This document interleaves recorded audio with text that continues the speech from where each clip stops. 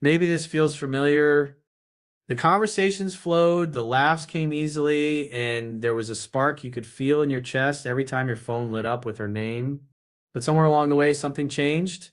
Her replies got shorter, and then one day you just stopped talking to her. Maybe it was because you were tired of feeling like you were the only one trying. Maybe it was because you wanted to see if she would notice your absence. Or maybe you just couldn't handle the slow fade anymore. And now here you are wondering what she's thinking. Does she miss you? Does she even care? Or is she relieved that the silence finally came? If this is you, you know that strange mix of emotions that hits when you pull away. Part of you feels stronger, like you finally stopped chasing. But another part of you feels this ache, this gnawing question, will she even notice I'm gone? You check your phone more than you want to admit. You think about posting something, not for attention from the world, but just to see if she'll react. You wonder if she's talking to someone else, if she's laughing with another man the way she used to laugh with you. And then late at night, the real thoughts come. Did I mean anything to her at all? Was she ever as interested as I thought? Or, and this one hurts the most, did I already lose her before I even stopped talking to her? Maybe this is the first time you've gone silent with a woman and you're not sure what will happen next. Or maybe you've been here before, you've pulled away from someone, and a few days later she suddenly came rushing back asking why you disappeared. The truth is, the moment you stop talking to her, you trigger something. Something in her mind. Something in her emotions. And what she does next says more about her feelings and about you than anything she said before. And do you even know what her reaction really means? Most men completely misread what happens when they stop talking to a woman. They think it says about playing a game, triggering jealousy, or making her chase. They believe that pulling away is a tactic, a way to get control back, a way to win, and that belief is exactly why it backfires. Here's the reality. If you stop talking to a woman purely to manipulate her reaction, you're still making her the center of your world.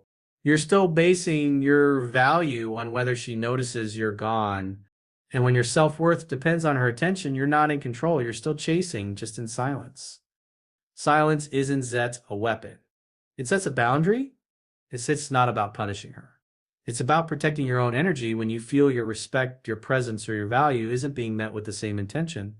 A man who uses silence as a game is hoping she'll come running back.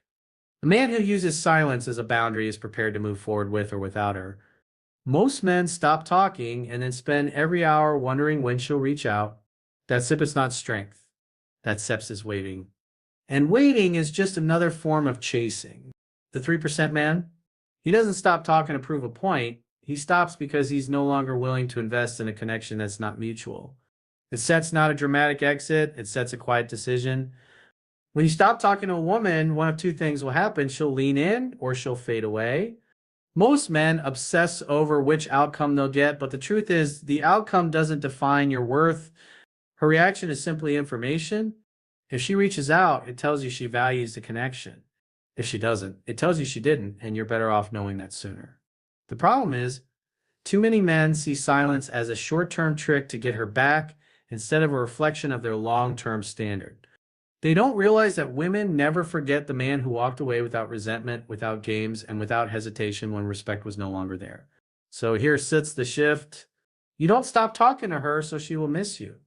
You stop talking to her because you won't compete for someone's attention. You stop talking to her because you know connection is earned, not demanded. It starts with the smallest decision, not a fight, not a dramatic moment. Just you deciding not to send that next text. You've been carrying the weight of the conversations for weeks now. She used to meet you halfway, laughing at your jokes, asking questions, telling you little details about her day. But lately, you've been the only one reaching out. Every reply from her feels thinner, shorter, colder.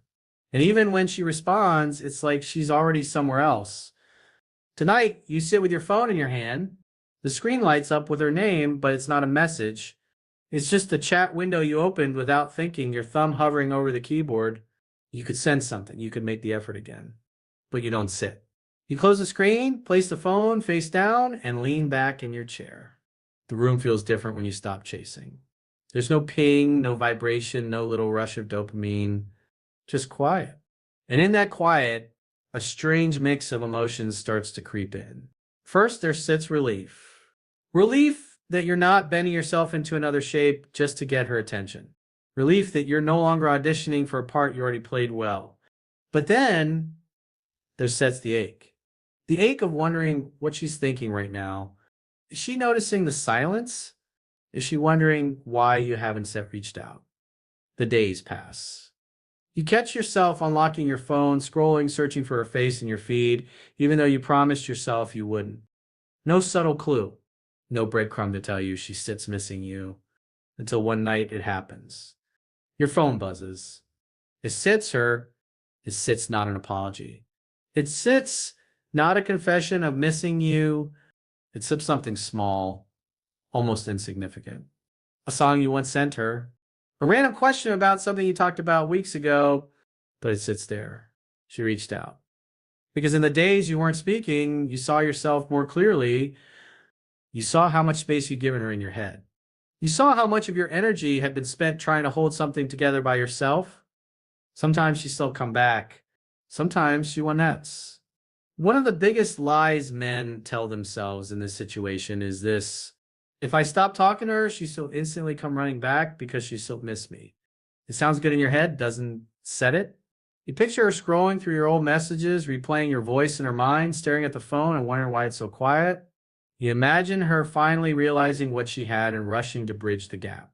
And in your mind, the silence is like a lever you can pull, something that automatically flips the balance of power in your favor. But here's what most men don't want to admit: it doesn't always work that way. Some will, some won't sit. And if you go silent with the expectation that her reaction will prove something about you, you've already given away your power. The problem is the need behind it. If the only reason you stop talking to her is to get a reaction, you're not actually stepping into your strength. You're still chasing. You're just doing it in a quieter way. And here's the uncomfortable truth. When your worth depends on whether or not she notices you're gone, you're still letting her be the one who decides how you feel about yourself. It sits not a cheat code. It's not a guarantee. And if you use it as a tool to manipulate her, you'll spend every second of that silence waiting instead of living. I want you to understand this. The man who is unforgettable isn't the one who uses silence to provoke a reaction. He sits the one who uses silence to reclaim himself. He's the one who recognizes when a connection is becoming one-sided and makes the decision to pull back, not out of anger, not out of spite, but because he refuses to keep pouring himself into a space where the energy isn't matched. His silence isn't set to trick. It sets a standard. The second one, it's just as damaging and maybe even harder to shake. If she doesn't set reach out, it means I never mattered to her. I know why you believe this. If she misses you, you mattered. But that SIP's not how human connection works. Sometimes she won't reach out because her pride won't let her. Sometimes she's in her own world, dealing with her own battles, and her silence has nothing to do with you. And yes, sometimes she sits moved on. But here's the thing: her reaction doesn't rewrite history. It doesn't erase the moments that were real. It doesn't mean you weren't important in the time you shared. And that value doesn't vanish because she doesn't text you back. She didn't ghost you. You disappeared from yourself. That line might sting a little, but I want you to sit with it. Because more often than not, the real loss doesn't happen when she pulls away. It happens when you lose sight of the man you were before you met her. The man who had his own interests, his own drive, his own identity outside of the relationship. Will I stop waiting for her validation and start validating my own worth? Will I remember who I was before I made her the center of my mental universe? Because here's the part no one tells you. When you stop talking to a woman and you truly focus on living, on building, on being present in your own life, you change the energy completely. If she comes back, she's meeting a stronger, steadier version of you. If she doesn't, you're still winning because you're not left with nothing. You're left with yourself. So stop making her silence a verdict on your value. Let it be a mirror instead. Let it show you where you've been overgiving, where you've been bending too much, where you've been living for someone else's approval, and then choose to rebuild. Because the man who can walk through that quiet without losing himself, the man who doesn't use it to punish or manipulate, the man who simply decides that his peace is worth more than chasing someone who SEP's not meeting him halfway, that SEP's the man she sets will remember. Even if she never says a word, and that, my friend, is the kind of silence that speaks louder than anything you could ever say. The 3% man moves differently because his compass isn't pointing at her, it's pointing at himself. And this is what most men miss. They think the moment they stop talking to a woman is about a reaction. Will she reach out? Will she notice? Will she chase? But for the 3%, man, that SIP's not the focus. He's not watching the door to see if she walks back in. He sets walking forward regardless. This is what he understands. It comes from the man he's being every single day in his work, in his health, in his relationships, in the way he carries himself when nobody's watching. Whether she leans in or fades away is just information, not a verdict.